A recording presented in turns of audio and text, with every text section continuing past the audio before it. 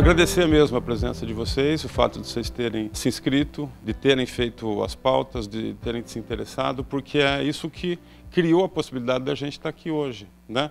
Nós criamos também um pretexto para nós todos aprendermos mais, ouvindo todos esses que nós vamos ouvir nessa semana, que é com quem a gente tem aprendido o tempo inteiro.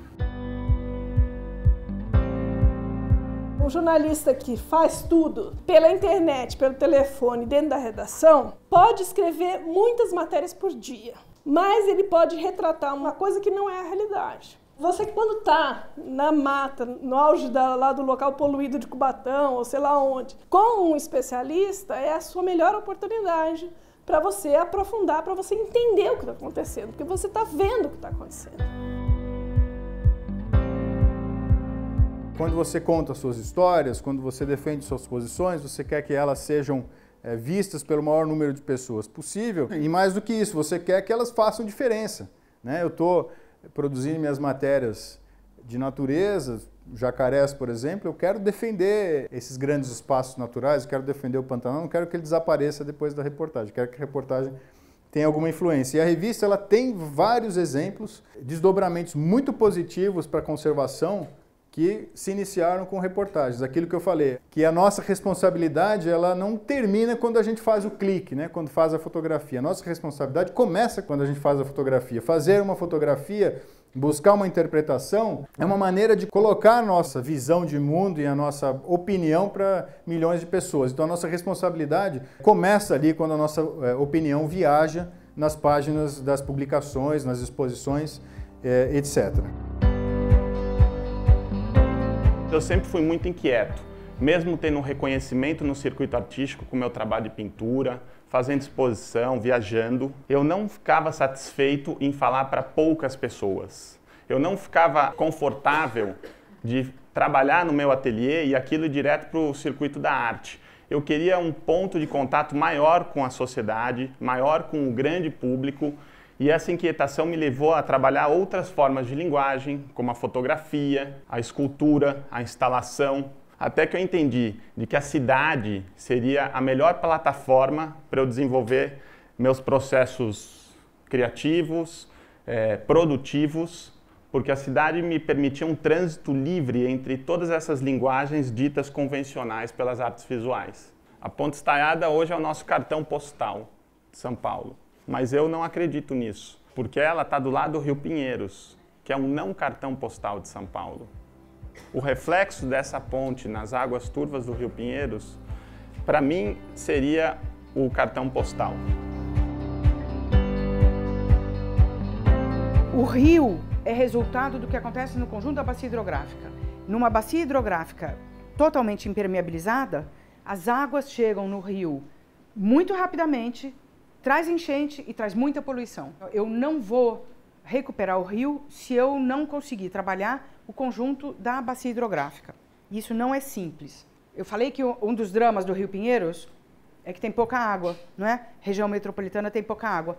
Mas nós temos uma mega represa, que é a represa Billings. Na represa Billings, guarda as águas que viriam para o Pinheiros, manda elas pela Serra do Mar abaixo para gerar energia. E aí é uma discussão muito interessante. Porque a gente precisa de energia, mas também precisa de água limpa. E a minha tese, de tantos outros ambientalistas, é que energia eu posso trazer de outros lugares. Energia eu posso trazer de Foz do Iguaçu, de termoelétrica, Angra dos Reis, o que for, mas água não. Água eu tenho que preservar e cuidar da água que eu tenho na bacia em que eu estou. Então, a água da Billings, nós advogamos que devesse ser utilizada, ao menos em parte, para despoluir o Pinheiros. Isso limparia o Pinheiros, segundo algumas modelagens matemáticas que têm que ser discutidas, aprofundadas, mas que existem. E então é uma discussão em que a sociedade tem que participar de forma muito ativa. Existem várias alternativas tecnológicas possíveis de serem usadas. Nosso problema não é tecnologia.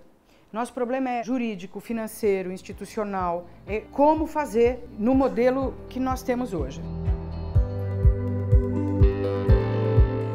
Vamos rememorar a frase que deu início à discussão de sustentabilidade. Diz o seguinte: desenvolvimento sustentável é o desenvolvimento que atende às necessidades do presente sem comprometer as capacidades das gerações futuras de atenderem suas necessidades.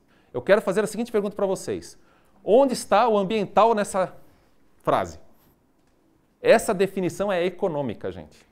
O que essa definição diz é o seguinte: se nós queremos, como sociedade, continuarmos vivos, nós vamos ter que produzir, sim, mas a nossa produção vai ter que atentar não para a demanda atual.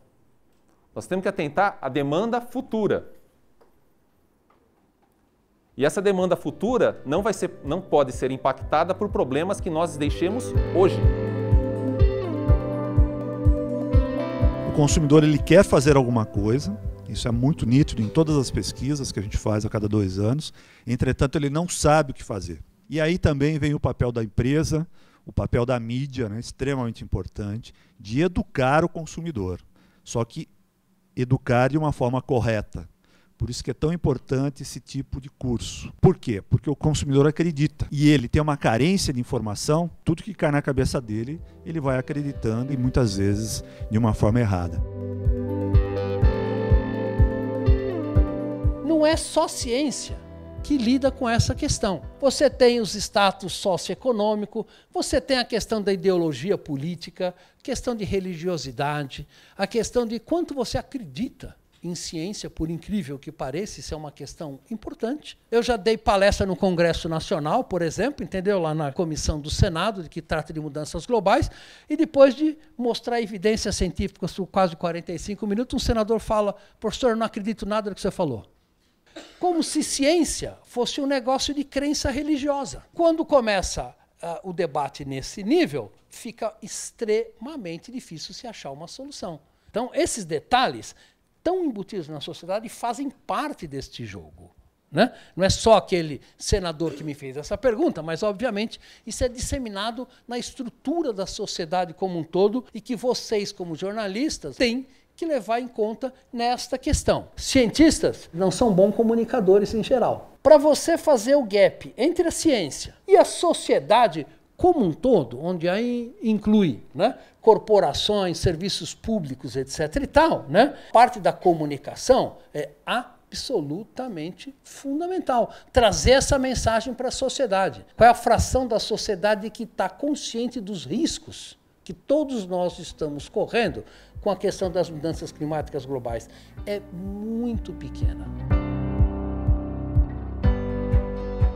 Eu acho que hoje a gente vive numa época de ouro para falar de jornalismo ambiental e para falar de temas ambientais. A gente está no auge disso.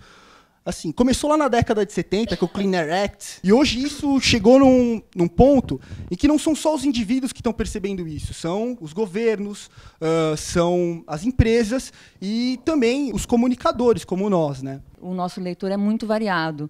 A maior parte são acadêmicos e estudantes, mas a gente tem executivos, tem a dona de casa, tem o jovem que está, né, começando a vida dele, enfim. O que eu percebo que funciona é quando você coloca as experiências que são possíveis, se você mostra que tem gente fazendo e dá para fazer, e dá certo, e pode, e realmente é possível fazer alguma coisa, mudar alguma coisa. O que vai acontecer no planeta não tá me tocando, entendeu? Não tá me conscientizando. E quando você começa a falar do que pega mais pelo emotivo, pelo afetivo, pelas experiências pessoais. Uma estatística geral da ONU, 2,5 bilhões de pessoas no mundo não têm acesso ao saneamento adequado. Ah, mas que sem graça. Eu tenho certeza que isso aí não vai dar certo. Mas se eu conto que tem mais gente com um celular no mundo do que um banheiro em casa, começa a ficar interessante. Nessa brincadeira, a gente está 30 minutos aqui, pelo menos, conversando. É fato, mais de 100 crianças morreram, porque a cada 20 segundos uma criança morre por problemas ligados a saneamento inadequado, diarreias e tal.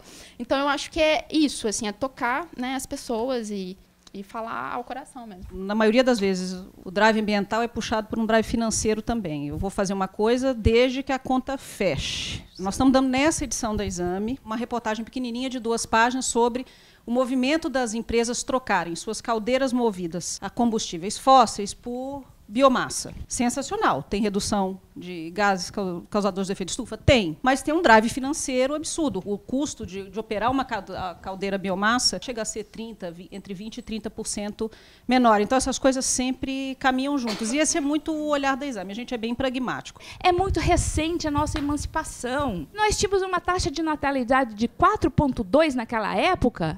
filhos por mulher, hoje nós temos menos de 2 filhos por mulher, que é a nossa taxa de natalidade. Então, de novo, Cláudia, ao conversar com as mulheres, ao inspirar outras mulheres com esses exemplos, está praticando esse cuidado com o planeta. Por muito tempo, tinha uma certa inevitabilidade no ar, né? O modelo de São Paulo era visto como o futuro. E, bom, aqui em São Paulo a gente via meio que Nova York como futuro, né? Como se as cidades caminhassem numa linha reta, né? Tivesse todo mundo indo para o mesmo lugar, só tivesse um jeito possível de se desenvolver. Essa ideia eu acho que foi desmontada, e foi desmontada mesmo, né? Eu acho que tem um sucesso a ser comemorado, que é um sucesso cultural. As pessoas começaram a entender que não tem um modelo só de cidade, e de que, na verdade, o modelo ideal tem a ver com cada cidade preservar aquilo que faz o ecossistema local funcionar, né? Então, por exemplo, aqui em São Paulo, o ecossistema urbano de São Paulo devia, de certa forma, cumprir o papel que a Mata Atlântica, que estava aqui antes, cumpria, né? Que é bem diferente do papel que uma cidade como Nova York vai cumprir, porque ela está num ecossistema diferente, né? Eu acho que as pessoas estão se dando conta disso, né? Qual é a sugestão que eu estou dando? É que a visão que presidiu, inclusive ao movimento ambientalista, ela é sem sentido. Estamos estragando o planeta e agora temos que assumir nossas responsabilidades e salvar o planeta. Tentem imaginar formigas dizendo isso. É o que nós somos. O lance é que nós estamos sim estragando a natureza do nosso tempo. No tempo dela, o que está acontecendo agora é mais uma vez um probleminha aí de rearranjo, etc. e tal. Quem tem um problema não é a Terra, não é a natureza do planeta Terra. Quem tem um problema somos nós humanos, na forma como nós estamos lidando com a casa finita em que a gente vive, com o capital natural que nós temos à nossa disposição. Eu sei um jeito de resolver de 10% a 20% do aquecimento global, variam as contas, sem gastar um centavo. Além de não gastar um centavo, dando 3 anos de vida a mais, na média, para as pessoas do planeta, o que em dinheiro, eu já trabalhei com saúde, em dinheiro é mais dinheiro do que a crise financeira de 2008, longe. É só, em vez de comer carne vermelha 3 a 4 vezes por semana, todo mundo do planeta comer carne vermelha 3 a 4 vezes por ano. Problema desse milagre. Além do ímpeto darwiniano pela linguiça da marisqueira, mas vamos dar uma segurada, vamos dar uma segurada. É só mudar o consumo ostentatório, gente. E a mídia tem um papel absurdamente decisivo nisso. Eu acho que esse é um primeiro evento de muitos.